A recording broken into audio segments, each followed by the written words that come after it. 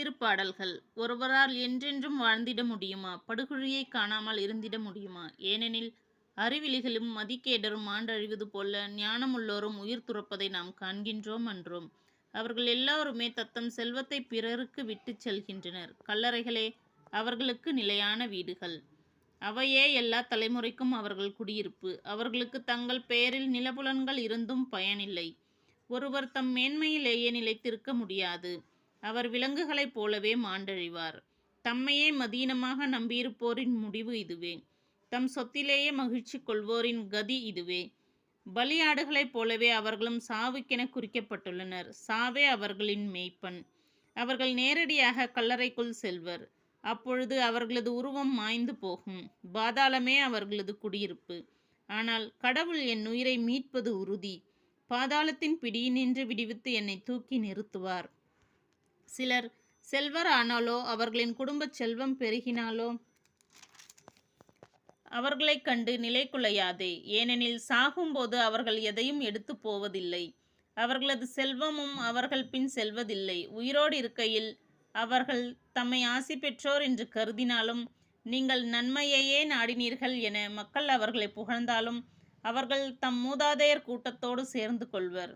ஒருபோதும் பகலொளியை காணப்போவதில்லை. மனிதர் தம் மேன்மையிலேயே நிலைத்திருக்க முடியாது. அவர்கள் விலங்குகளைப் போல மாண்டழிவர். உண்மை வழிபாடு. தெய்வங்களுக்கெல்லாம் இறைவனாம் ஆண்டவர் பேசினார். கதிரவன் எழும் முனை நின்று மறையும் முனை வரை பரந்துள்ள உலகை தீர்ப்பு பெற அழைத்தார். எழிலின் நிறைவாம் சீயோனில் நின்று ஒளி வீசி மிளிர்கின்றார் கடவுள். நம் கடவுள் வருகின்றார். மௌனமாய் இருக்க மாட்டார். அவருக்கு முன்னே சுட்டெரிக்கும் தழல் நெருப்பு. அவரை சுற்றிலும் கடுமையான புயற்காற்று. உயர் வானங்களையும் பூ உலகையும் அவர் அழைத்து தம் மக்களுக்கு தீர்ப்பு வழங்குகின்றார். பலியிட்டு என்னோடு உடன்படிக்கை செய்து கொண்ட என் அடியார்களை என் முன் ஒன்று கூட்டுங்கள். வான்வெளி அவரது நீதியை எடுத்தியம்பும்.